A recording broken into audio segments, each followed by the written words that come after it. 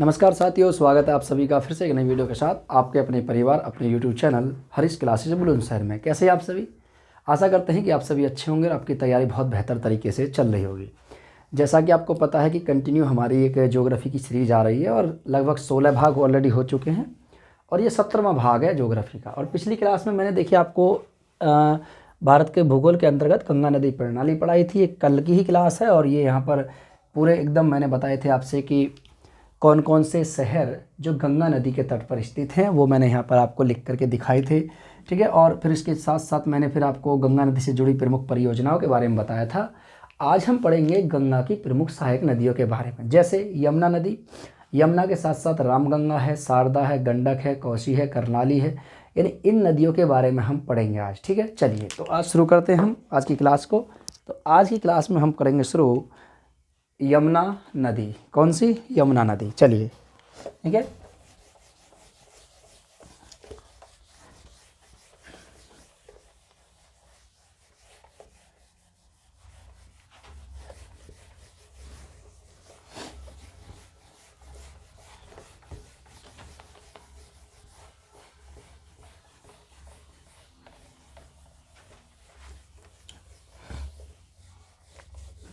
यमुना नदी के बारे में, ठीक है।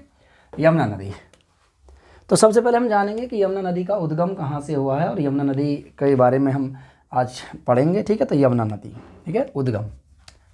तो सबसे पहले हम यमुना नदी, यमुना नदी, यही हमारा आज का टॉपिक है, यमुना नदी। और इससे संबंधित और भी बहुत सारी महत्वपूर्ण नदियाँ हैं। तो हम बात करें यमुना नदी के उद्गम को लेकर के कि यमुना नदी का उद्गम,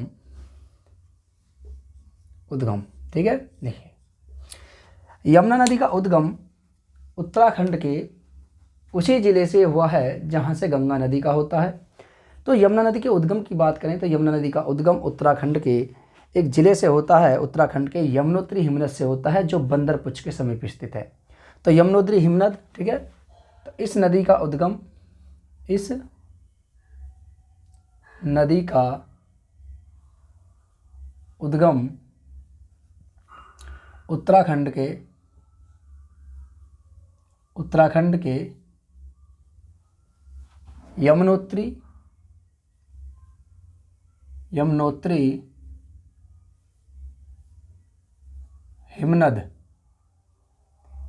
हिमनद से हुआ है, ठीक है, जो उत्तराखंड के बंदरपुच पर स्थित है, जिसकी समुद्र तल से ऊंचाई 6300, ठीक है, 16 मीटर है।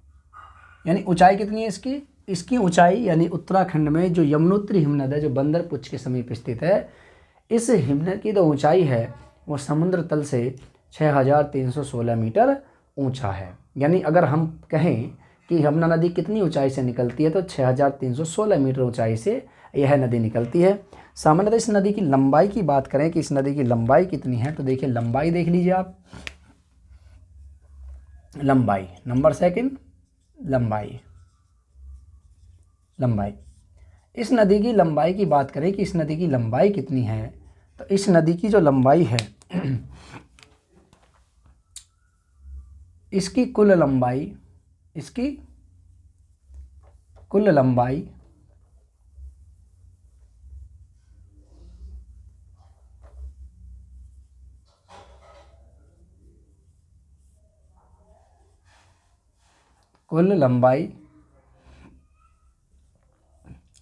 1378 या कहीं कहीं बुकों में 1380 किलोमीटर भी दिया जाता है। तो याद रखना कि इस नदी की जो कुल लंबाई है, यमुना नदी की जो कुल लंबाई वो 1378 किलोमीटर है। कितनी है? 1378 किलोमीटर है, जो लगभग कम से कम 4 राज्यों से होकर गुजरती है, जिसमें से एक केंद्र शासित प्रदेश भी शामिल है। अब 4 राज्य कौन कौन से उनके बारे में हम आगे बात करेंगे। ठीक है, चलिए पहले देख लेते हैं। आइए जानते हैं इस नदी के अपवाह क्षेत्र के बारे में कि इस नदी का अपवाह क्षेत्र कितना है। अपवाह क्षेत्र, क्योंकि क्रम से अगर हम एक चीज़ याद करते चलेंगे तो आपको निश्चित ही बहुत सारी चीज़ें याद होती चली जाएंगी। अपवाह क्षेत्र, ठीक है, अपवाह क्षेत्र। इस नदी का कुल अपवाह क्षेत्र 3,59,000। कुल अपवाह क्षेत्र की बात करें तो कुल अपवाह क्षेत्र कुल अपवाह क्षेत्र 3,59,000 वर्ग किलोमीटर स्क्वायर है। यानी इस नदी का कुल अपवाह क्षेत्र की बात करें तो इस नदी का जो कुल अपवाह क्षेत्र है वो 3,59,000 वर्ग किलोमीटर के आसपास इसका अपवाह क्षेत्र पाया जाता है। ठीक है, क्योंकि यह गंगा की सबसे बड़ी सहायक नदियों में से एक आती है, तो इसका अपवाह क्षेत्र 3,59,000 वर्ग किलोमीटर है। इस नदी की कुछ सहायक नदियाँ हैं, इसकी भी कुछ सहायक नदियाँ हैं। तो नंबर 4 की बात करें तो सहायक नदियाँ, यमुना की सहायक नदियाँ। एक एक चीज़ आपको याद हो जाएगी, आज टेंशन ना लीजिए आप, और इनको आप करते चलिए, कवर करते चलिए, जिससे कि आपकी जो क्लास हैं, यानी ये जो आपका जो समस्या होती है नदी प्रणाली से संबंधित, क्योंकि नदियाँ पूछी जाती हैं। अभी यूपी पुलिस के एग्जाम में एक नदी पूछी गई थी जिसका नाम था नर्मदा, और ये पूछा गया था कि नर्मदा नदी निम्नलिखित में से कहाँ गिरती है। तो वहाँ पर ऑप्शन थे हिंद महासागर, अरब सागर, बंगाली खाड़ी, या आपके एक ऑप्शन और था। तो 4 ऑप्शन थे उसमें से, और उसमें से सबसे सही सटीक ऑप्शन था उसका अरब सागर, क्योंकि अरब सागर में जाकर के गिरती है आपकी नर्मदा नदी। अगर मान लीजिए सपोज दैट उसमें अरब सागर ना दिया होता, अगर कह देता आपसे कि निम्नलिखित में से नर्मदा नदी कहाँ गिरती है जाकर के, नर्मदा क्योंकि भारत की, दक्षिण भारत की सबसे बड़ी क्या घाटी बनाने वाली नदी है। ये जो नर्मदा नदी है कहाँ गिरती है, एक होता है खंबात की खाड़ी, ऑप्शन 4 है खंबात की खाड़ी। ठीक है, कच्छ की खाड़ी, बंगाल की खाड़ी, या इसमें से कोई नहीं। तो आपके माइंड में क्या आएगा भैया, आपके माइंड में आ जाएगा कि भाई इसमें से कोई नहीं होगा, यही ऑप्शन सही है, क्योंकि भाई नर्मदा नदी तो आपके कहाँ गिरती है, अरब सागर में। भाई एक बात ध्यान रख लेना मेरे प्यारे स्टूडेंटों और भाइयों, देखिए यहाँ पर एक बात ध्यान रख लेना कि जो नर्मदा नदी है, नर्मदा नदी आपके खंबात की खाड़ी में गिरती है, और खंबात की खाड़ी कहाँ स्थित है, अरब सागर में। कहाँ स्थित है, अरब सागर में। और मैं सब खाड़ियों को मैं बताऊंगा, टेंशन ना लीजिए। जब अभी पढ़ाऊंगा मैं नदी, जब प्रायद्वीप पे भारत की नदी पढ़ाऊंगा, तो उसके अंतर्गत आने वाली जो कौन कौन सी नदियां कहाँ गिरती हैं, कहाँ डेल्टा का निर्माण करती है, कौन एस्चुरी का निर्माण करती है, कौन डेल्टा का निर्माण करती है, वहाँ बताऊँगा। ठीक है, चलिए। तो ये है हमारा कुछ सहायक नदियों की बात करें। देखिए इसकी जो सहायक नदियां हैं वो 2 प्रकार की होती हैं, एक होती हैं बाएं तट से मिलने वाली, एक होती हैं दाएं तट से मिलने वाली। तो बाएं तट वाली नदियों को हम देख लेते हैं, एक बार बाएं तट वाली नदियों को देख लेते हैं और एक बार दाएं तट वाली नदियों को देख लेते हैं। तो दाएं तट से मिलने वाली नदियाँ, दाएं तट वाली नदियाँ। अब ये दाएं तट वाली नदियाँ कौन कौन सी होती हैं, देखिए दाएं तट वाली नदियाँ, देखिए दाएं तट वाली नदियों की बात करें तो एक नदी इसमें यहाँ पर देख लेते हैं।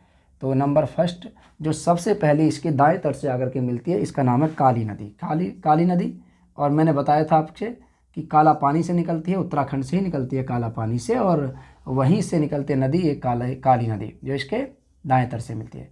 तो काली नदी काला पानी से निकलती है,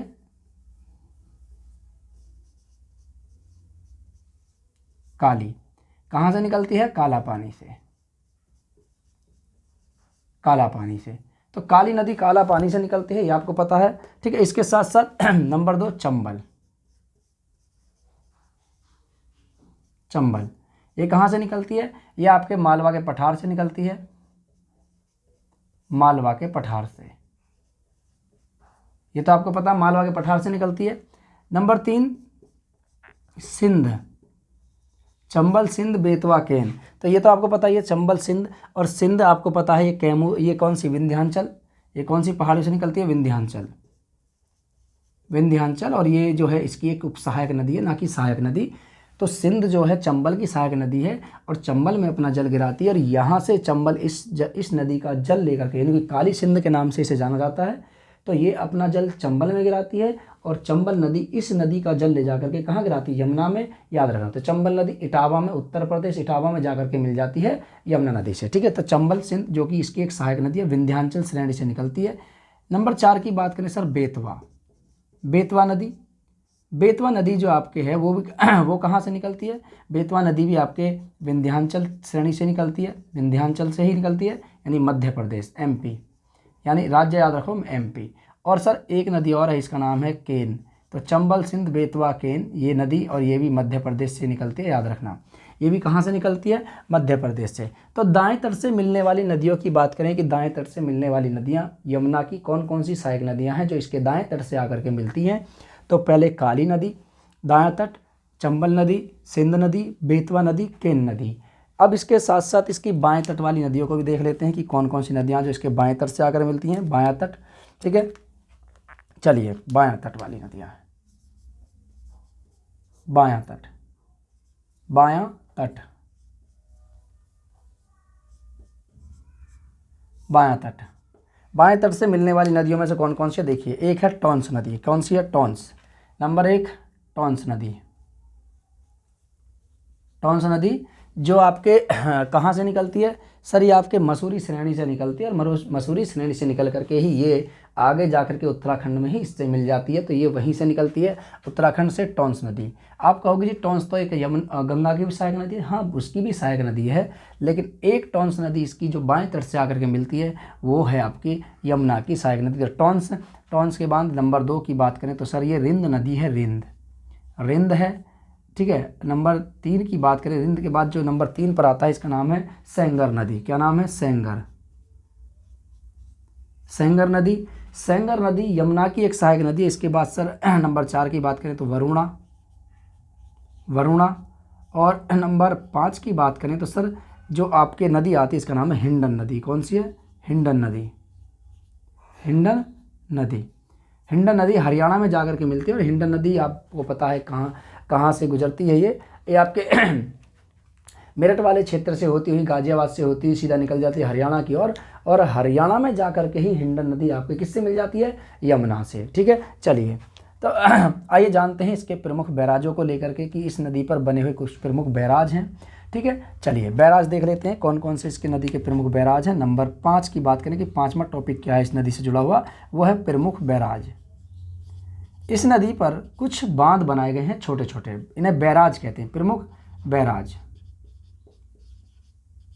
बैराज क्या होता है, बैराज एक ऐसा चैनल होता है जो नदी के जल को रोकने के लिए या अन्य नहरों में नदियों के जल को निकालने के लिए उस नदी पर बनाए गए फाटकों को बैराज कहते हैं, याद रखना, ठीक है। बैराज क्या होता है, एक ऐसे लोहे के वो दरवाजे से होते हैं।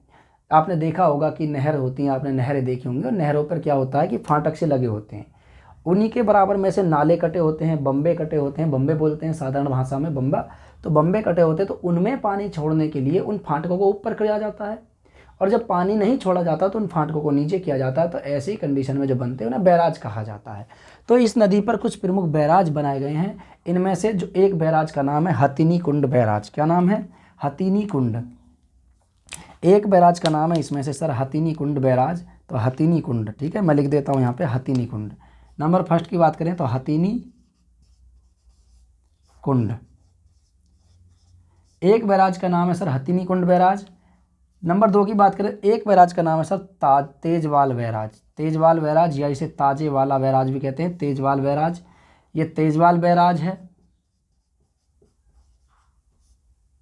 ये तेजवाल बैराज है। एक बैराज और है सर, इसको नाम से जाना जाता है वजीराबाद बैराज। क्या नाम है इसका, वजीराबाद बैराज। और एक बैराज और है, इसको आप जानते भी हैं, जिसका नाम है ओखला बैराज। क्या नाम है, ओखला दिल्ली, ओखला नदी, सॉरी ओखला, आपको पता है दिल्ली में ओखला बैराज, ओखला मंडी आपने सुना होगा, बहुत फेमस है ओखला बैराज, वहीं पर बना हुआ है ओखला। अब हथिनी कुंड बैराज का निर्माण कब हुआ था, तो हथिनी कुंड बैराज के निर्माण की बात करें तो ये 1996 से लेकर के 1996 से लेकर के 1999 के मध्य इस बैराज का निर्माण किया गया था, याद रखना। इसके अलावा सबसे पहले तेजवाल बैराज की बात करें तो तेजवाल बैराज का निर्माण 1873 में इसका निर्माण किया गया था। किसका, इस बैराज का। तो इस बैराज के निर्माण की हम बात करें कि तेजवाल बैराज या ताजे वाले बैराज का निर्माण कब किया गया था, तो 1873 में यमुना नदी पर बनाया गया बैराज था, याद रखना। और ये हरियाणा से संबंधित है, याद रखना इसमें, ठीक है, किससे संबंधित है, हरियाणा से संबंधित है। इसके अलावा सर एक बैराज जिसे हम बोलते हैं वजीराबाद बैराज, इसका निर्माण 1959 यानी 1959 ईस्वी में इस नदी पर एक बैराज बनाया गया था, इसका नाम था वजीराबाद बैराज। ये वजीराबाद बैराज आपके दिल्ली में है, याद रखना। तो दिल्ली में इस पर यमुना नदी पर एक बैराज बनाया गया था, उस बैराज का नाम था वजीराबाद बैराज, जिसका निर्माण 1959 में किया गया था। इसके अलावा इस पर जो सबसे पहले यानी सबसे पहले तो ये बनाया गया था, लेकिन दूसरे नंबर पे जो एक बैराज और बनाया गया था, इसका नाम था ओखला बैराज। इसका निर्माण 1874 ईस्वी में दिल्ली में किया गया था। तो दिल्ली में यमुना नदी के जल को नियंत्रित करने के लिए इस पर एक बैराज बनाया गया था। इस बैराज का नाम था ओखला बैराज और इसका निर्माण 1874 ईस्वी में किया गया था। ठीक है, चलिए आगे चलें। 1874 में किया गया था। इस बैराज की ऊंचाई की बात करें तो देखिए, इस बैराज की जो ऊंचाई है वो 791 मीटर है। 791 मीटर इसकी ऊंचाई है बैराज की। अगर आपसे पूछ ले तो ध्यान रखना कि ओखला बैराज की ऊंचाई कितनी है, तो 791 मीटर। इसी के अलावा वजीराबाद बैराज की बात करें तो सर इसकी ऊंचाई कितनी है, तो इसकी जो ऊंचाई है वो 1491 फीट, लगभग कम से कम कितनी, 1491 फीट इसकी ऊंचाई है। अगर आपसे ऊंचाई पूछे तभी बताना, वरना कोई दिक्कत नहीं है अगर एग्ज़ाम में पूछ रहे तो। अगर क्योंकि आपको पता है कि एग्ज़ाम का कोई इस समय इस तरह ऐसा नहीं है कि आपसे अगर कि नॉर्मल ही क्वेश्चन पूछेगा, क्योंकि आजकल आप देखते भी हैं कि एग्ज़ाम आप देकर भी आ रहे हैं तो किस तरीके से आपसे क्वेश्चन पूछे जा रहे हैं। तो याद रखना, अगर सिलेबस में नदी दे रखा है तो नदियों से संबंधित आपसे कुछ भी पूछ लेगा। नदी घाटी पूछ लेगा, नदियों के किनारे बसे प्रमुख शहर पूछ लेगा, नदियों की प्रमुख सहायक नदियाँ पूछ लेगा, उसी नदी की प्रमुख उप सहायक नदियाँ भी पूछ लेगा। तो याद रखना, आपके एग्जाम का स्तर आपको पता नहीं है कि किस प्रकार के एग्जाम का स्तर है, कहाँ से क्या क्वेश्चन पूछे जाएंगे। ठीक है, चलिए, तो ये थे हमारे यमुना नदी से संबंधित प्रमुख तथ्य। अब आइए जानते हैं यमुना नदी के थोड़ा सा महत्वपूर्ण बिंदुओं को, अन्य बिंदुओं को, क्या क्या इसमें से और चीज़ें पूछी जाती हैं। देखिए, सबसे पहले यमुना नदी गंगा की सबसे बड़ी सहायक नदी है। ठीक है, यमुना नदी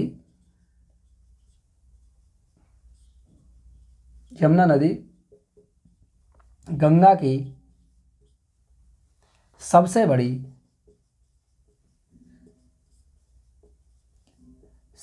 सहायक नदी है। देखिए, पहले होता क्या था कि ये जो नदी है आपकी यमुना, पहले होता क्या था, देखिए इसमें जहाँ पर ये नदी मिलती है आकर के, यानी गंगा में जिस स्थान पर यह नदी जाकर के मिलती है उसे प्रयागराज कहा जाता है। यानी क्या कहा जाता है, उसे प्रयागराज कहा जाता है। और ये जो प्रयागराज है, आपको पता है कि यहाँ पर एक मेला लगता है जिसे हम कुंभ का मेला कहते हैं। तो गंगा, यमुना और सरस्वती, पौराणिक सरस्वती अब नहीं है, पहले आप इसे घग्गर के नाम से जाना जाता है। तो प्राचीन काल में जो सरस्वती नदी बहा करती थी यहाँ से, इनके त्रिवेणी संगम पर एक मेले का आयोजन किया जाता है। इस मेले का नाम है कुंभ का मेला। अब देखिए, वहाँ पर यह नदी प्रवाहित नहीं होती है। कौन सी? सरस्वती नदी। क्योंकि सरस्वती नदी का अपहरण यमुना ने कर लिया है, और यमुना ने जब उसका अपहरण किया है तो यमुना नदी आज वहाँ उस स्थान से प्रवाहित होती है जहाँ पर पहले कभी सरस्वती नदी प्रवाहित होती थी। तो अगर आपसे पूछा जाए कि सरस्वती नदी का अपहरण करने वाली नदी कौन सी है, तो उसका नाम है यमुना नदी। यह भारत के 4 राज्यों से प्रवाहित होती है। ठीक है, यह भारत के 4 राज्यों से प्रवाहित होती है। ठीक है, जिनमें से एक केंद्र शासित प्रदेश है, यानी प्रवाहित होती है, और जिनमें से एक केंद्र शासित प्रदेश है। केंद्र शासित प्रदेश 4 राज्य कौन कौन से? देखिए, इन चारों में से एक केंद्र शासित प्रदेश भी है। नंबर फर्स्ट की बात करें, देखिए उत्तराखंड से प्रवाहित होती है, उत्तराखंड, क्योंकि यहीं से निकलती है यमुनोत्री हिमनद से। दूसरे की बात करें तो सर ये हरियाणा, दूसरा हरियाणा। लेकिन इससे पहले दिल्ली चलेंगे हम, दिल्ली, हरियाणा और अपना प्रदेश उत्तर प्रदेश, जहाँ पर पेपरों से पहले उत्तर का पता चल जाता है उसे उत्तर प्रदेश कहते हैं। तो हरियाणा और एक है आपके उत्तर प्रदेश। ठीक है, ये रहा। इन 4 राज्यों से होकर के प्रभावित होती है, और इनमें से आप कहोगे जी 4 राज्यों में से 3 राज्य हैं और एक केंद्र शासित प्रदेश है, तो इसलिए मैंने राज्य का नाम दे दिया। इसको बोलते हैं केंद्र शासित प्रदेश। केंद्र शासित प्रदेश। ठीक है, याद रखना, इसे बोलते हैं हम सर केंद्र शासित प्रदेश। अगर आपसे पूछा जाए कि यमुना नदी कितने राज्यों से होकर प्रवाहित होती है? तो सर 3 राज्यों से प्रवाहित होती है, जिसमें से अगर कुल की बात करें कि भारत के कितने कुल राज्यों से प्रवाहित होती है, तो वो हो जाएंगे आपके 4। चारों में से कौन कौन से? सर 3 तो राज्य हैं, जिनमें से एक आपके केंद्र शासित प्रदेश है, जिसके वर्तमान मुख्यमंत्री अरविंद केजरीवाल जी हैं। ठीक है, चलिए आगे चलें। आइए देखते हैं इसके स्ट्रक्चर को कि यमुना नदी, ठीक है, चलिए देखिए। यमुना नदी यहाँ से निकली और इस तरीके से प्रवाहित हुई, ये यमुना नदी है, ठीक है।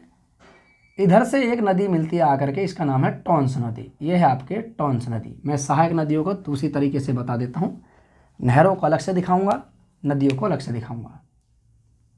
लाल लाल से है, इसका नाम है यमुना नदी, और ये है जो आपके सर, इसका नाम है टॉन्स नदी। क्या नाम है? टॉन्स नदी। यह है सर आपके टॉन्स नदी, और टॉन्स नदी पर यहाँ पर एक बैराज बनाया गया है। टॉन्स नदी से थोड़ा सा आगे चल करके इस बैराज को आप देख सकते हैं, इसका नाम है हथिनी कुंड बैराज। ठीक है, यहाँ पर एक बैराज बना हुआ है, इस बैराज का नाम है हथिनी कुंड।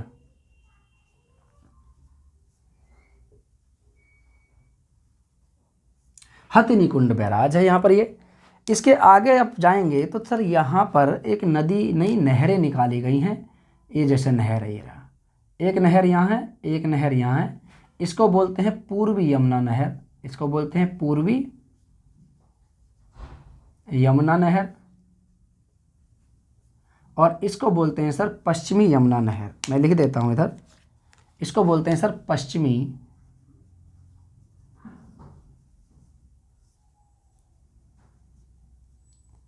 यमुना नहर। ये क्यों निकाला गया था यहाँ से? तो देखिए यहाँ पर एक बैराज है, उस बैराज का नाम आप जानते हैं, इसका नाम है तेजबाल बैराज। क्या नाम है? तेजबाल बैराज। इस बैराज का नाम है सर तेजबाल बैराज, और यहीं से 2 नहरें निकाली गई हैं। तेजबाल बैराज इसे कहते हैं, तेजबाल या ताजे वाला, तेजबाल बैराज। यहाँ से तेजबाल बैराज से 2 नहरें निकाली गई हैं यमुना नदी के जल को नियंत्रित करने के लिए तथा सिंचाई की सुविधा को सुलभ बनाने के लिए।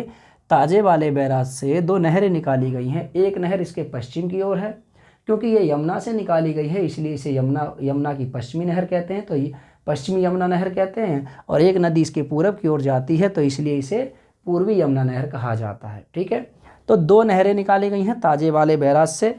आगे जब जाएंगे तो सर यहाँ पर एक बैराज और पड़ता है, उस बैराज का नाम है वजीराबाद बैराज। क्या नाम है इसका? इस बैराज का नाम है वजीराबाद बैराज। वजीराबाद बैराज। एक बैराज आगे है, इस बैराज को नाम से हम जानते हैं, इसका नाम है वजीराबाद बैराज। इसके अलावा यहाँ से वजीराबाद बैराज से आगे जाकर के एक नदी आती है, उस नदी का नाम है हिंडन नदी। क्या नाम है इस नदी का? हिंडन नदी। इस नदी का नाम है सर हिंडन नदी, इसका नाम है हिंडन नदी। और ये आगे जाकर के हरियाणा में जाकर के मिल जाती है। और यहाँ से सर आगे जाकर के सर एक बैराज और है, इससे ऊपर ही है यहाँ पर एक बैराज, क्योंकि दिल्ली से तो गुजर आती है, ये दिल्ली से निकल आती है, तो दिल्ली से निकलने के बाद सर यहाँ पर हरियाणा में जाती है। तो दिल्ली से निकलने के बाद सर यहाँ पर दिल्ली में ही एक जो बैराज मैंने बताया था आपसे, कहाँ है? चौथा बैराज, इसका नाम है ओखला बैराज। ओखला बैराज, ये भी यमुना नदी बना हुआ है। उसके आगे जाकर के सर मिलती है आपके हिंडन नदी।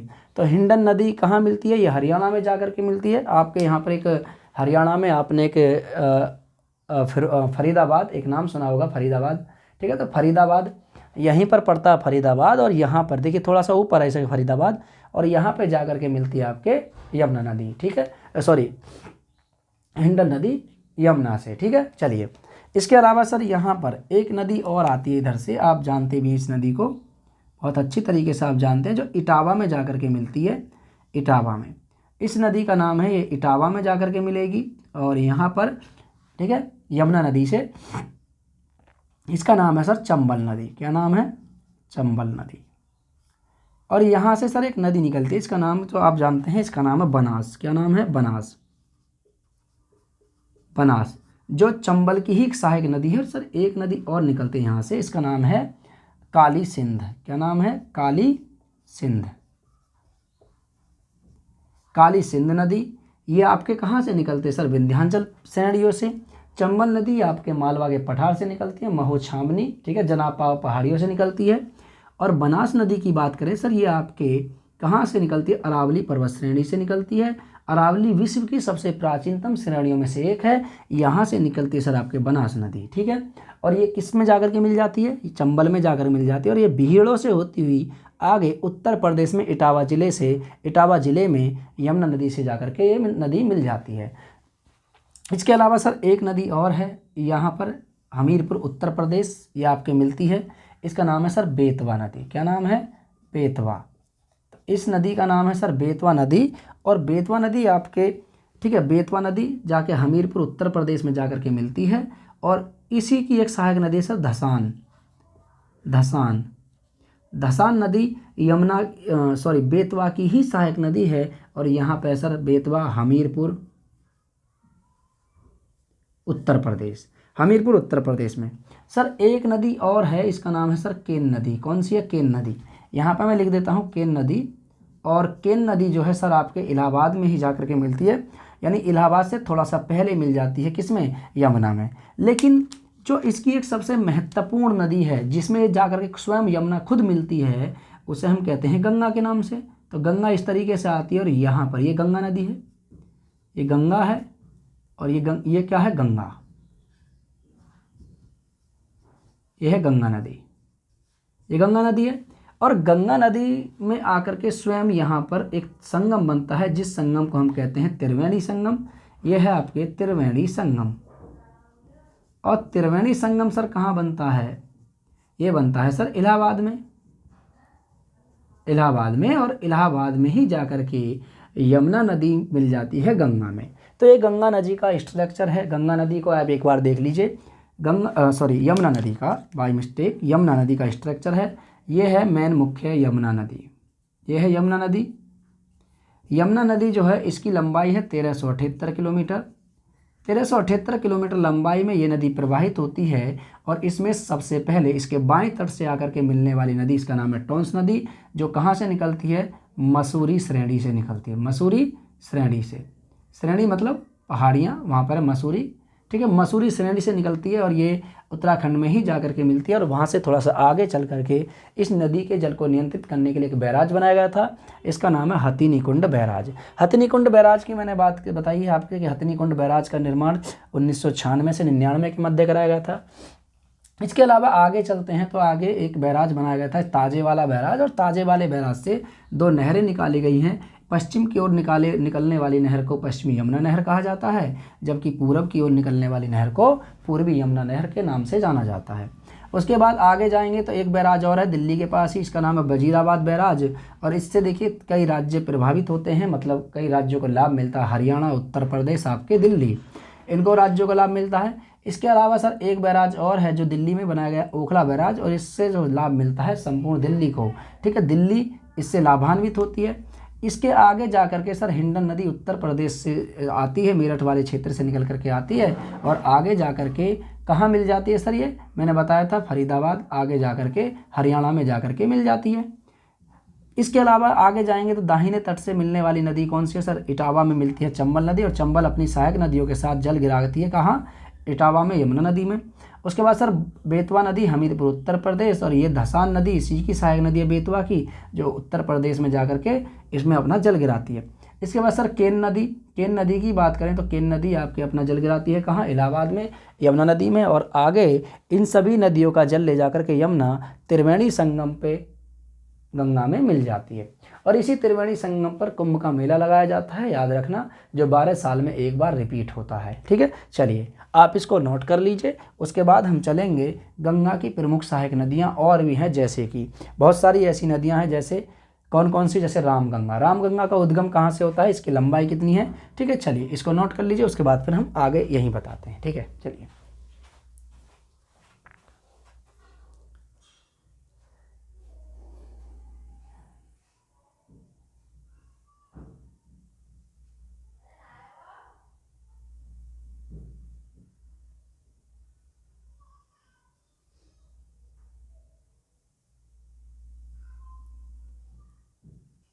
चलिए आगे दे लें, यहाँ तक हो गया ना। चलिए अब देखते हैं कि गंगा की प्रमुख सहायक नदियाँ कहाँ से निकलती हैं और इनकी लंबाई कितनी है। ठीक है, चलिए देखिए, इधर से मैं हटा देता हूँ, उधर यमुना नदी का स्ट्रक्चर बनाई हुआ है। ठीक है, चलिए आगे देखिए, गंगा की अन्य प्रमुख सहायक नदियाँ।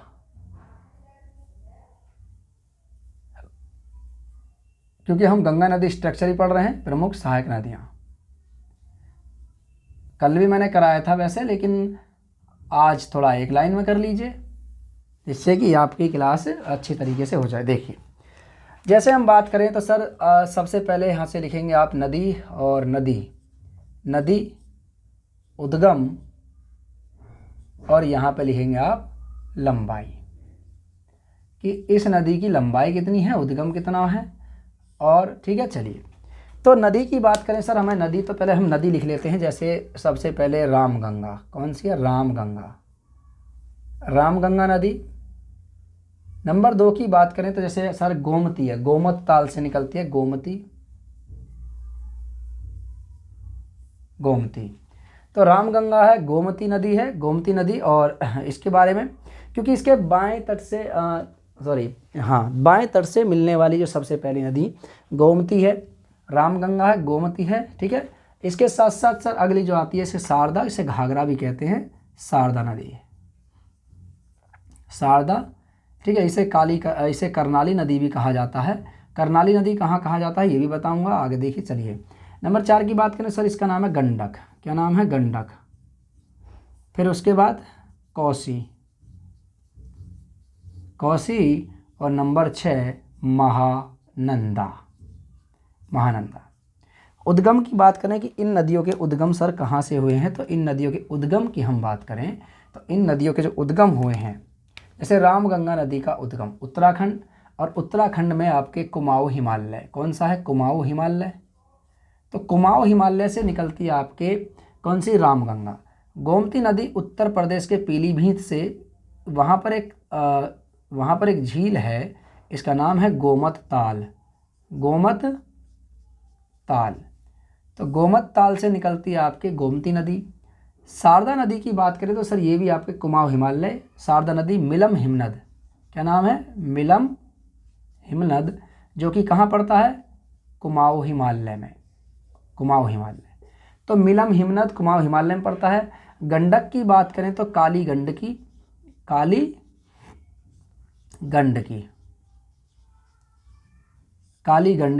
यहाँ से निकलती है, नेपाल से निकलती है।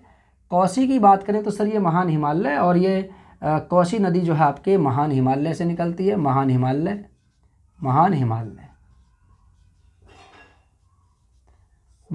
से निकलती है कोसी नदी। और सर एक और आती है इसकी महानंदा नदी, है दार्जिलिंग की पहाड़ियों से। ठीक है, दार्जिलिंग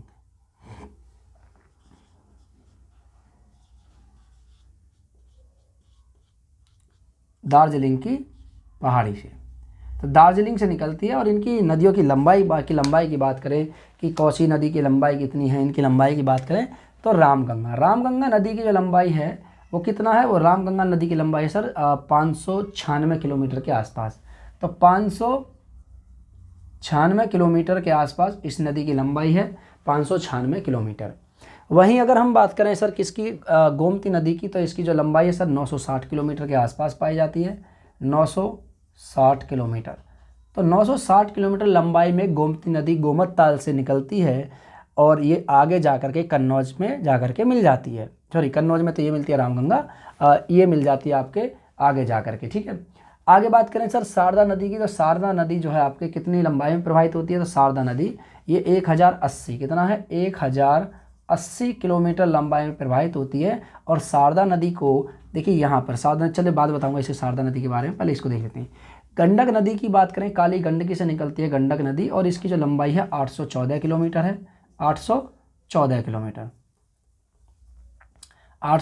किलोमीटर इसकी लंबाई है। कोसी नदी की बात करें सर 729 किलोमीटर इस नदी की लगभग में लंबाई है। और महानंदा नदी की लंबाई की बात करें तो सर इसकी कितने हैं, 360 किलोमीटर के आसपास इस नदी की लंबाई पाई जाती है, 360। ठीक है, चलिए मैं कर रहा था बात शारदा नदी की। शारदा नदी से इंपॉर्टेंट फैक्ट क्या है, शारदा नदी देखिए, शारदा नदी, शारदा नदी को कई नामों से जाना जाता है, जैसे केरियाला नदी, क्या बोलते हैं इसे, केरियाला। शारदा नदी को केरियाला नदी भी कहते हैं, इसे केरियाला नदी भी कहते हैं, और इसी को नदी को घाघरा नदी भी कहते हैं, घाघरा। देखिए इसको केरियाला नदी कहाँ कहते हैं, इस नदी को केरियाला नदी नेपाल में, नेपाल में तथा नेपाल और भारत की सीमा पर, नेपाल व भारत की सीमा पर जब यह नदी प्रवाहित होती है, इस शारदा नदी को ही केरियाला नदी के नाम से जाना जाता है। लेकिन इस नदी को घाघरा कहाँ कहा जाता है, जब ये उत्तर प्रदेश के मैदानी क्षेत्रों में प्रवेश करती है, जब यूपी के, ठीक है, किसके, यूपी के मैदानी क्षेत्रों में प्रवेश करती है, तब इस नदी को किसके नाम से जानते हैं, तब इस नदी को जाना जाता है घाघरा नदी के नाम से। ठीक है, चलिए तो ये था आपके यमुना नदी और गंगा की प्रमुख सहायक नदियाँ, आज यहाँ पर हम समाप्त होती हैं। लेकिन इसके अलावा देखिए एक नदी जो हमने अभी पढ़ी है उसका नाम है यमुना नदी, यमुना नदी। और एक नदी है आपके सोन नदी, आपको पता है सोन नदी। ठीक है, सोन नदी जो आपके है वो प्रवाहित होती है लगभग 850 किलोमीटर की लंबाई के आसपास, और सोन नदी आपके कहाँ जाके मिलती है, पटना में। और ये कहाँ से निकलती है, मैंने बताया था आपसे कि ये एक अमरकंटक की पठार है, अमरकंटक की श्रेणी, अमरकंटक के पठार से निकलती है गंगा की प्रमुख सहायक नदियाँ, जैसे सोन नदी। साथ में की बात करें तो जैसे सोन नदी कहाँ से निकलती है सर, ये अमरकंटक से, अमरकंटक, और 850 किलोमीटर लंबाई में प्रवाहित होती है, और ये पटना में जाकर के मिल जाती है गंगा नदी से। ठीक है, चलिए, और यमुना नदी तो मैंने आपको बता दिया, यमुना नदी के बारे में देखिए यहाँ पे आप देख सकते हैं। ठीक है, चलिए तो आज की क्लास को हम यहीं समाप्त करेंगे। आई होप कि क्लास आज आपको आज अच्छी लगी होगी। फिर मुलाकात होगी आपसे नेक्स्ट क्लास में, तब तक के लिए नमस्कार सभी के लिए, जय हिंद और जय भारत। और ये भाग 17 है, इसको आप कंटिन्यू कर लीजिए, देख लीजिए, जीएस में आपको कोई प्रॉब्लम नहीं होने की, क्योंकि एक एक पॉइंट में यहाँ पर आपके क्लियर कराता हुआ चल रहा हूँ। ठीक है, चलिए फिर मिलेंगे नेक्स्ट क्लास में, तब तक के लिए नमस्कार, जय हिंद और जय भारत, नमस्ते।